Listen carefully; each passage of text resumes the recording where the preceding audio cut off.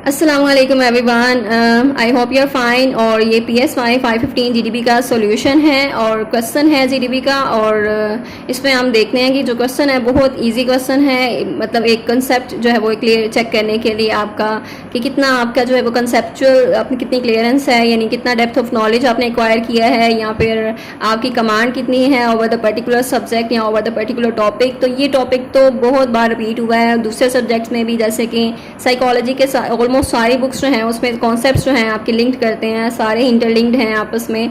तो वो सारे जो हैं वो कॉमन एक टॉपिक्स होते हैं और वो हर सब्जेक्ट में होते हैं। तो ये जो टॉपिक दिया गया है अभी भी, पहले भी ये डिस्कस हो चुका है, पहले भी किसी GDP का क्वेश्चन था ये, जिसमें नेचर और नर्चर को हमने डिस्कस किया था कि नर्चर जो है इसका क्या लिंक होता है, और नेचर जो है वो या नर्चर जो है वो ज़्यादा उसका स्ट्रॉन्ग इम्पैक्ट होता है या फिर नेचर का ज़्यादा स्ट्रॉन्ग इम्पैक्ट होता है। तो इन दोनों को डिस्कस करना था, एक लॉजिकल रीजनिंग के साथ बताना था, रिसर्च फाइंडिंग के साथ बताना था। तो वो सारी चीज़ें, और इसमें जो GDPs होते हैं बहुत सिंपल से होते हैं, इनको एक्सप्लेन करना बहुत सिंपल होता है। यानी क्वेश्चन जो होता है डिस्कशन के लिए क्वेश्चन दिया गया होता है, उस पर आपने एक टॉपिक दिया गया होता है, उसमें आपने जस्ट उसको डिस्कस करना होता है, उसको एक्सप्लेन करना होता है अपनी वर्डिंग में, और लॉजिकल रीजनिंग के साथ उसको प्रूफ करना होता है आपने। तो इसमें जब आप क्वेश्चन को अंडरस्टैंड कर लेते हैं तो मेन चीज़ आपका जो है वो क्वेश्चन होता है। यानी आपकी अगर आपने क्वेश्चन की अंडरस्टैंडिंग कर ली है तो इट मीन्स आपका जो आंसर है यानी हाफ जो है वो आंसर वो हो चुका है, वो डन हो गया है।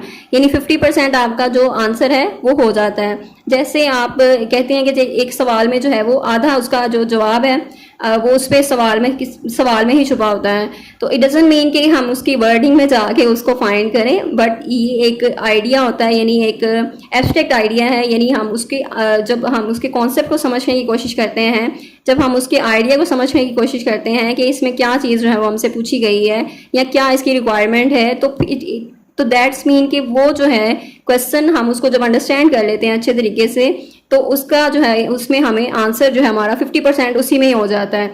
बाकी का 50% हमारा जो रह जाता है हम उसको एक्सप्लेन करते हैं अपनी वर्डिंग में, उसकी क्रिएटिव राइटिंग इजीली उसको कर सकते हैं, बिकॉज हमारी जो है टॉपिक की अंडरस्टैंडिंग हमें हो चुकी है कि टॉपिक क्या है और क्या उन्होंने पूछा है, और किस चीज़ का जो है वो नॉलेज या डेप्थ ऑफ नॉलेज वो चेक करना चाह रहे हैं, या फिर आपकी जो अंडरस्टैंडिंग है वो किस चीज़ के हवाले से उन्हें जो है वो क्या रिक्वायरमेंट है। तो ये चीज़ है, यानी आपने क्वेश्चन अंडरस्टैंड कर लिया, आपका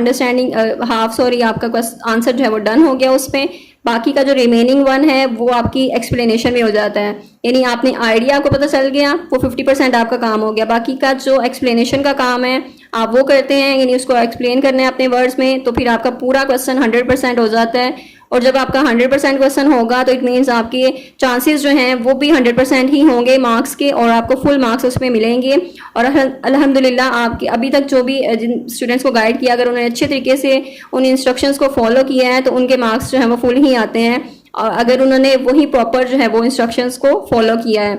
और अदरवाइज जो कुछ क्वेश्चन जो स्टूडेंट्स हैं जो खुद नहीं कर पाते और वो सर्विसेज जो है वो अवेल करते हैं या कोई भी प्रॉब्लम्स की वजह से, इश्यूज़ की वजह से, तो उनके जो स्टूडेंट्स उन स्टूडेंट्स का रिजल्ट भी 100% ही आता है अल्हम्दुलिल्लाह, और इंशाल्लाह आगे भी आएगा। इस तरह आप भी अगर GDP आप सॉल्व नहीं कर पा रहे हैं, कोई भी प्रॉब्लम या इशू है, आप किसी से भी कह सकते हैं और आप किसी से भी कांटेक्ट कर सकते हैं। कुछ पेड सर्विसेज भी होती हैं, अगर आपको 100% या 80 to 100% एक्यूरेट रिजल्ट चाहिए और प्लेजरिज्म का भी उसमें इशू ना आए, तो आप कुछ पेड सर्विसेज भी अवेल कर सकते हैं। दैट इज़ फॉर मिनिमम, उसमें जो है वो कॉस्ट होती है आपकी, और उतना ज़्यादा उसके फाइनेंशियल जो बर्डन भी नहीं होगा आप पर। तो आप डिफरेंट जो है वो कांटेक्ट कर सकते हैं, डिफरेंट मतलब हैं सोर्सेज हैं, और काफ़ी जो है वो LMS सर्विसेज प्रोवाइड की जा रही हैं। हमारे जो है वो चैनल पे भी LMS सर्विसेज जो है वो प्रोवाइड की जा रही हैं, और आपको जो है वो एक लिंक भी शेयर कर दिया जाएगा, उस पर आपने उसको ज्वाइन कर लेना है। आप कांटेक्ट कर सकते हैं डिफरेंट वेज से, और आप जो है वो कोई भी GDP सॉल्व आउट करवा सकते हैं। अच्छा, ये जो GDP है उसमें क्वेश्चन दिया गया है, इसका भी नेचर और नर्चर तकरीबन जो है वो सिमिलर ही है। मैन एंड वुमेन के बारे में सेम कल्चर होता है लेकिन वो डिफरेंट होते हैं, और फिजियोलॉजी से डिफरेंट नहीं होते, बल्कि यानी उसकी जो बायोलॉजी है हमारी वो डिफरेंट नहीं होती, but by there psychological makeup, यानी कि एक तो बायोलॉजिकल भी और साइकोलॉजिकल भी। और हमारा यानी कि नेचर का भी और नर्चर का भी इशू आ रहा है यहाँ पे, यानी नेचर भी बायोलॉजिकल भी डिफरेंसेस हैं मैन एंड वुमेन में, और कुछ साइकोलॉजिकल डिफरेंसेस भी हैं। साइकोलॉजिकल को हम एज ए सोशो कल्चरल या फिर एनवायरमेंटल भी कह सकते हैं फैक्टर्स। तो वो सारे रोल प्ले कर रहे होते हैं एक मैन एंड वुमेन के जो डिफरेंसेस हैं उसमें। सो आपने यहाँ पर उन्होंने पूछा है नेक्स्ट कि do you agree with this statement, यानी आप इस स्टेटमेंट से एग्री करते हैं या नहीं करते। In either case discuss with the help of some research findings and logical reasoning. तो मोस्टली सारे क्वेश्चंस में इसी तरह एंड पे उन्होंने पूछा क्या होता है, यहाँ कहा क्या होता है, उनकी रिसर्च फाइंडिंग प्रूव करना है, उसको आपने यहाँ पे लॉजिकल रीजनिंग देनी है, यानी आपने उसको अच्छे तरीके से एक्सप्लेन करना है और लॉजिकली एक्सप्लेन करना है, यानी टू द पॉइंट आपका जो टॉपिक होना चाहिए, टू द पॉइंट आपकी वो बात होनी चाहिए, इररेलेवेंट चीज़ कोई भी आपने उसमें ऐड नहीं करनी होती। सो अगर आप टू द पॉइंट बात करते हैं, अगर आप एग्जैक्टली वही आंसर देते हैं, तो फिर आपके जो चांसेस जो हैं वो मार्क्स, अच्छे मार्क्स के वो बढ़ जाते हैं। सो यहाँ पर उन्होंने कहा है कि जो मैन एंड वुमेन है सेम कल्चर से होते हैं, लेकिन वो डिफरेंट क्यों होते हैं, और एक तो फिजियोलॉजी उनकी डिफरेंट होती है या फिर उनकी साइकोलॉजिकल मेकअप। सो यहाँ पर आप इससे एग्री करते हैं या नहीं करते, तो I will go with agree, यानी मैं इसको एग्री करूँगी। और जैसे कि आपको पता है कि मैन एंड वुमेन में हमारे जो कल्चर में वो डिफरेंट होते हैं, कुछ बायोलॉजिकल रीजंस भी होते हैं एंड कुछ साइकोलॉजिकल मेकअप भी होता है, यानी हमारी जो सोसाइटी है उसका जो भी जो रोल्स होते हैं हमारी सोसाइटी में, मेल्स के रोल्स डिफरेंट हैं, फीमेल्स के रोल डिफरेंट हैं, तो वो उन रोल्स को करते हैं, उन रोल्स को वो अडॉप्ट करते हैं, उनको परफॉर्म करते हैं, सोसाइटी को फॉलो करते हैं। तो इस वजह से फिर उनका साइकोलॉजिकल जो मेकअप है वो भी डिफरेंट होता है। और फिजियोलॉजी यानी उसके जो बायोलॉजिकल मेकअप है, हमारे हार्मोन्स डिफरेंट होते हैं, फीमेल के हार्मोन्स डिफरेंट हैं, मेल्स के हार्मोन्स डिफरेंट हैं, तो उनमें जो फंक्शनिंग है उनकी वो भी डिफरेंट होती है।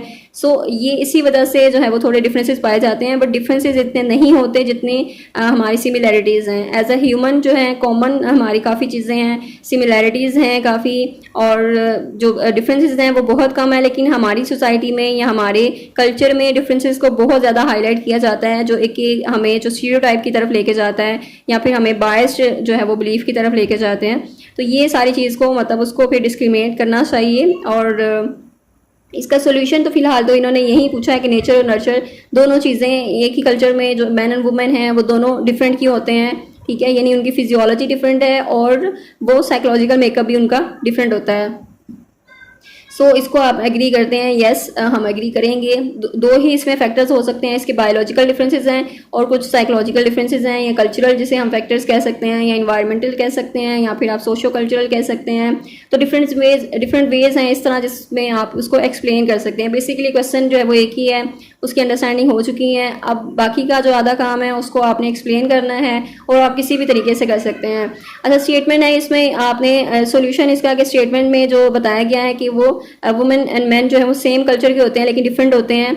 उनकी सिर्फ फिजियोलॉजी डिफरेंट नहीं होती बल्कि उनकी साइकोलॉजिकल मेकअप वो भी डिफरेंट होता है या कॉम्प्लेक्स होता है। तो बहुत ज़्यादा ये डिबेटेड टॉपिक है, यानी जो हमारा नेचर नर्चर का जो टॉपिक है वो बहुत ज़्यादा उस पर डिबेट हो चुकी है पहले भी।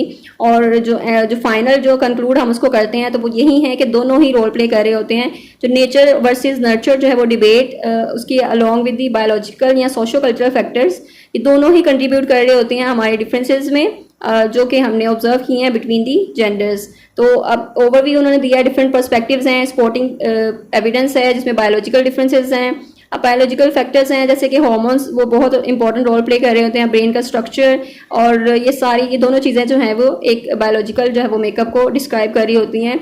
और उसके बाद साइकोलॉजिकल डिफरेंसेस में भी कंट्रीब्यूट कर रही होती हैं किसी हद तक। और रिसर्च ने भी ये फाउंड किया है कि जो हार्मोनल डिफरेंसेस होते हैं, जैसे कि मेल का जो हार्मोन है वो टेस्टोस्टेरोन है और जो फीमेल का है वो एस्ट्रोजन है, वो दोनों ही इन्फ्लुएंस करते हैं बिहेवियर को और कॉग्निटिव एबिलिटीज़ को। तो इस तरह स्टडीज़ ने एक्सप्लोर किया है कि ब्रेन का स्ट्रक्चर जो है या फंक्शन है वो भी उसको भी आइडेंटिफाई किया उन्होंने जेंडर डिफरेंसेस में। और उसमें कि वो जैसे हम इंटरप्रिटेशन करते हैं ऑफ द फाइंडिंग्स उस अभी तक वो डिबेट में है, यानी उस पर डिबेट हो रही है।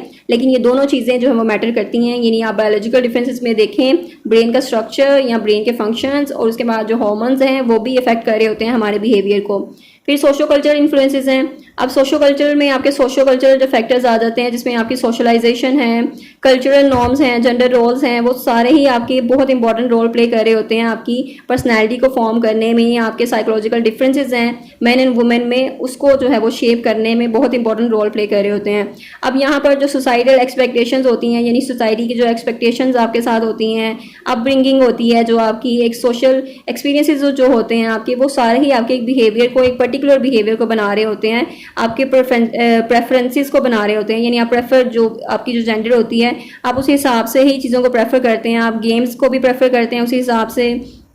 अगर आप एक बॉय हैं तो आप डिफरेंट गेम्स प्ले करते हैं, आप डिफरेंट जो है वो गेम्स के जो टॉयज़ हैं वो लाइक करते हैं, जैसे कि आप गन्स वगैरह के साथ खेलते हैं। लेकिन अगर गर्ल्स हैं तो वो गर्ल्स जो हैं उनकी गेम्स डिफरेंट होती हैं, वो डिफरेंट टॉयज़ को प्रेफर करती हैं, जैसे कि वो डॉल्स वगैरह के साथ खेलना पसंद करती हैं। तो इस तरह ये दोनों चीज़ें होती हैं, कॉग्निटिव पैटर्न्स होते हैं उनके डिफरेंट बन जाते हैं, जो भी सोसाइटी जो है उनसे एक्सपेक्ट कर रही होती है वो बिल्कुल वैसे ही बन जाते हैं।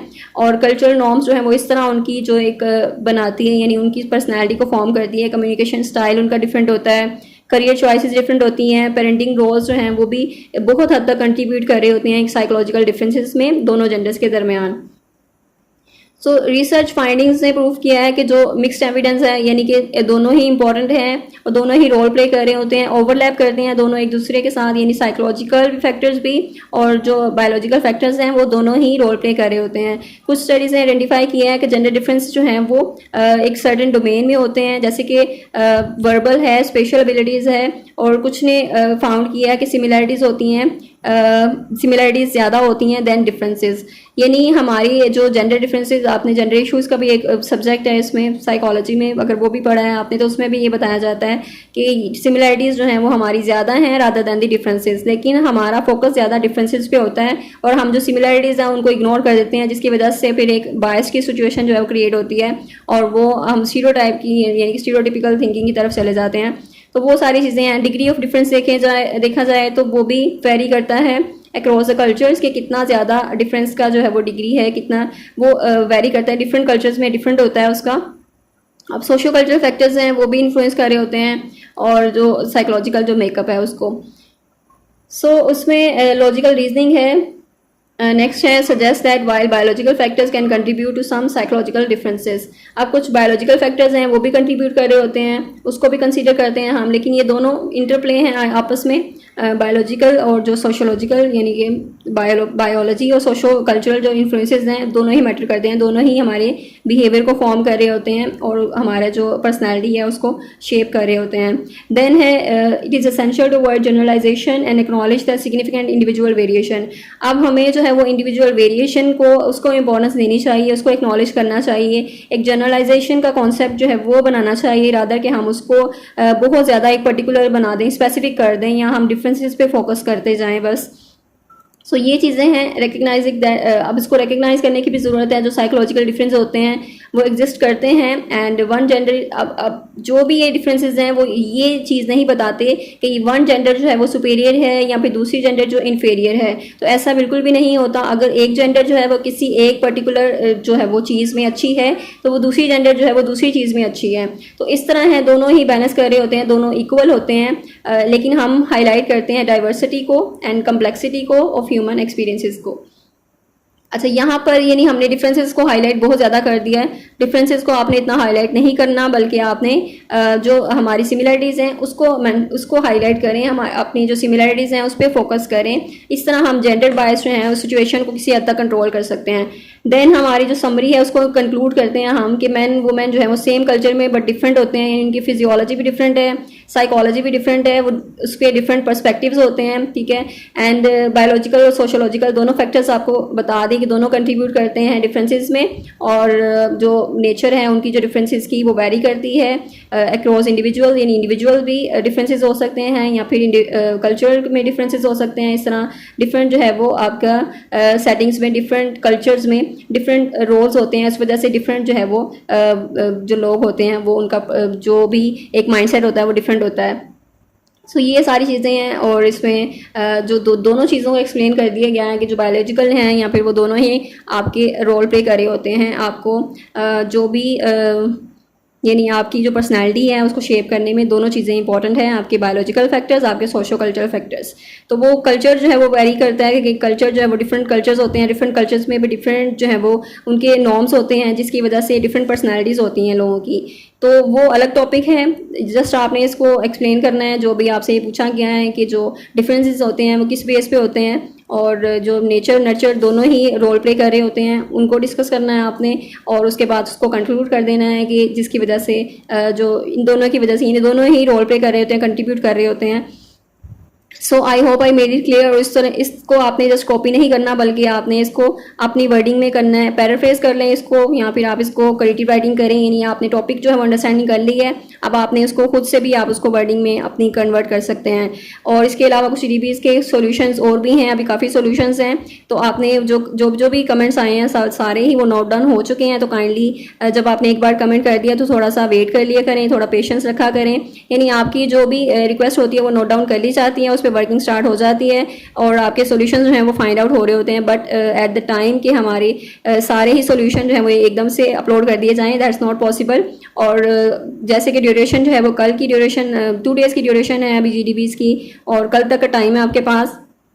तो कल तक आई होप कि आपको सारी जो जीडीबीज़ की जितनी भी रिक्वेस्ट आई हैं वो सारी अपलोड हो जाएंगी, आपको एक आइडिया दे दिया जाएगा और उसके बाद आपने जो है वो उस पर करके उस पर वर्किंग करनी है अपनी, और उसके बाद जीडीबी को आपने सॉल्व आउट करके उसको आपने पेस्ट कर देना है, पोस्ट कर देना है उस मैसेज को, एंड देन आपका जो भी जीडीबी है वो आपका सॉल्व आउट हो जाएगा। आपकी जो भी एक्टिविटीज़ हैं वो सारी, यानी जीडीबी की एक्टिविटी है फाइनल टर्म में वो हो जाएगी, बाकी क्विज़ वगैरह रह जाएंगे, क्विज़ की आपने खुद ही तैयारी करनी है। और उसके बाद जो कुछ क्विज़ वगैरह की भी कुछ वीडियोज़ हैं, पास्ट क्विज़ वगैरह आप चेक कर लें जिसमें से एमसीक्यूज़ रिपीट होते हैं, और आपको एक ओवरऑल आइडिया भी हो जाता है कि कौन से क्विज़ आ रहे हैं, और आपकी प्रिपरेशन जो है वो और अच्छी हो जाती है। So don't forget to share this video with other students. If you are new तो अपने ये चैनल को सब्सक्राइब कर लेना है ताकि आपको बाकी की वीडियोज़ भी मिलती रहें। Thank you so much. अल्लाह हाफिज़।